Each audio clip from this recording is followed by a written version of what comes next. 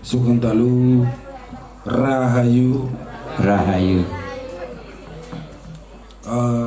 Bapak Ibu yang saya hormati, para kadang pengayat yang saya banggakan, Bapak Agus Tioko yang terhormat dari Bakas Bangpol Kota Surabaya, dan semua undangan yang berbahagia.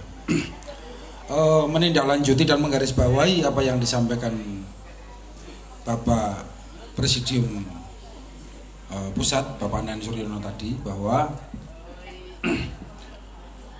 memang penghayat kepercayaan sudah diakui secara luas oleh negara. Seluruh payung hukum sudah kita rasakan lengkap, mulai dari kematian, kelahiran, pernikahan, KTP, pendidikan, semuanya ada. Dengan momen suro ini ternyata ada yang sesuatu yang luar biasa. Saya tertantang Bapak Ibu.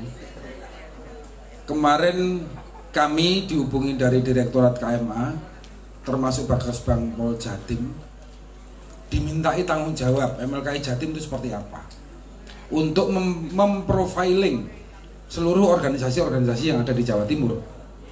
Termasuk tadi kita ngobrol dengan Pak Agus Tioko. Beliau ini tidak paham sama sekali tentang penghayat kepercayaan. Maka kita harus menyampaikan profilnya penghayat itu seperti apa. Nah, ini sebuah momen yang luar biasa, momentum yang luar biasa ketika 1 minggu yang lalu kami dihubungi Direktorat, Pak Oto koordinasi dengan saya, Mas iki awak dhewe kudu roadshow. Waduh, ini masalah ini, saya bilang begitu. Kenapa kita roadshow? Ternyata di daerah-daerah itu pemahaman MLKI juga tidak begitu merata. Kelemahannya adalah apa yang disampaikan Pak Nain tadi, bahwa masih banyak para sepuh itu minder untuk berkegiatan tentang penghayat kepercayaan. Nah, apa gunanya roadshow ini? Kita memprofiling yang tingkat pusat mana, yang tingkat kota kabupaten mana, yang tingkat provinsi mana di seluruh kota kabupaten. Tetapi tentunya ini bertahap. Kami menyepakati Bapak Ibu, mulai tanggal 23 Agustus ini kami telah sepakat dengan Pak Oto, kami bersama-sama turun ke daerah, dimulai dari Ponorogo, dari Kabupaten Ponorogo, kota Kabupaten Madiun, Malang Raya, Tulungagung, Blitar, Jember, dan Banyuwangi. Ini kami akan roadshow dalam waktu 1 bulan, kurang lebih 1 bulan. Dan tentunya ini saya tanya ke Pak Oto, terus anggarannya piye Pak Oto?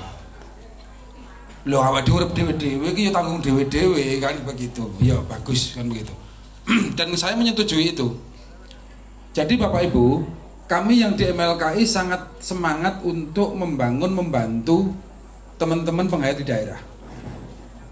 Tentunya di sini banyak saya hadapi di daerah itu begini ceritanya. Contohnya, non sewu Pak Tiro, Sabto Dharma Indonesia itu yang ada di Madiun contohnya, itu tidak bergabung di MLKI.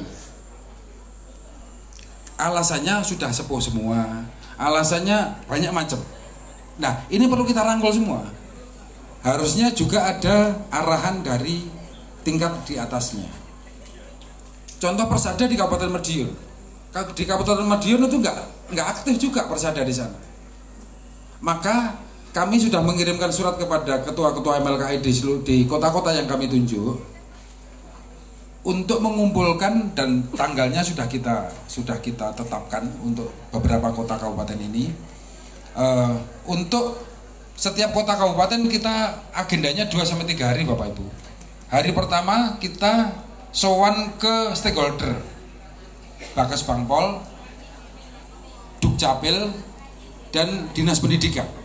Karena apa yang kita sampaikan nanti adalah mana organisasi yang belum mendaftar ke Kesbang di kota kabupaten setempat. Karena banyak sekali Bapak. Mengingat tahun kemarin kita waktu ada dengar pendapat dengan tim Pakem, di sekretariat Klampes Semolo, Kesbangpol Jatim pun mengingatkan bahwa yang mendaftarkan atau yang menyampaikan bahwa di sini ada organisasi penghayat itu hanya beberapa. Mayoritas tidak melaporkan, Bapak Ibu. Begitu. Jadi contohnya kasus ini agak jelek, tapi mohon maaf saya gunakan sebagai contoh. Saya sempat tanya kepada ketuanya Paham Jiwa, apakah sudah mendaftar? Belum. Loh, ini contoh. Jadi tolong ini diperhatikan. Kelihatannya Mas Windu juga guyang-guyu ini, kita ayo belum mendaftar juga ini. Gitu Mas Windu ya. Nah, begitu. Loh, nggak apa-apa. Ini kita terbuka supaya kita bangun bersama. Sama dengan ketika saya itu ditanya begini sama Bagas Bangpol, saat itu ditanya yang sudah mendaftar siapa saja? Ini. Bapak dari mana? Saya dari Ngudi Utomo. Wah Pak, terakhir 2009 Bapak memperbarui data. Loh, ini kritik Pak. Ini kritik. Atau ini pemerintah mengingatkan kepada kita saking sayangnya pemerintah. Maka ketika kita sudah mendaftar di Bagas Bangpol, nanti akan ada pembinaan. Apapun yang kita keluhkan, ketika ada terjadi sesuatu di wilayah kita masing-masing, pemerintah akan membackup kita. Tetapi kalau ada sesuatu dan kita tidak terdaftar, bagaimana pemerintah untuk membantu? Tolong ini dipahami. Jadi pemerintah memberikan fasilitas seluas-luasnya, tetapi kita juga dituntut untuk proaktif. Pak Agus, untuk proaktif melaporkan diri, melaporkan kegiatan kita. Nah, saat ini mulai tanggal 23 Agustus sampai 20 September, kami MLKI Jatim akan roadshow ke daerah-daerah yang kami sebutkan tadi untuk membantu seluruh organisasi yang ada di kota-kota tersebut. Jadi monggo Bapak Ibu yang di tingkat provinsi yang ada di sini, sampaikan kepada cabang-cabang panjenengan yang ada di daerah. Jadwalnya nanti silakan minta saya. Yang pertama, yang kedua, MLKI juga bertugas Bapak Ibu untuk membangun atau memerdekakan atau untuk mengesahkan penghayat kepercayaan yang belum terdaftar di inventarisasi DIT KMA. Saat ini saya membantu di daerah Madiun, Kediri, dan Blitar itu ada 12 organisasi baru. Mereka harus kita bantu. Mereka adalah kasanah kekayaan budaya bangsa kita. Harus kita bantu untuk mandiri dan berkreasi sesuai dengan ajaran dan tuntunannya masing-masing. Jadi mohon dipahami bahwa sebenarnya organisasi penghayat kepercayaan harus merapat sebaik-baiknya kepada pemerintah.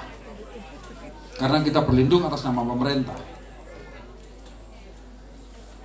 Kami akan mendata siapa, berapa orang anggotanya di setiap kota kabupaten, yang sudah ber-KTP kepercayaan ada berapa. Kalau ada anak didik, sudah ada berapa anak didiknya. Ini akan kita cross check dengan mulai Dukcapil, Kesbangpol, dan Diknas setempat. Sehingga data kami nanti akan memenuhi permintaan Pak Agus Tioko. Saya ingin tahu potretnya penghayat seperti apa. Sabar Pak Agus, akan kita buatkan. Jadi begitu. Ini mohon dukungan para kadang semuanya. Ini kepentingan kita bersama. Ini kepentingan untuk kemajuan penghayat kepercayaan kita semua, milik kita semua.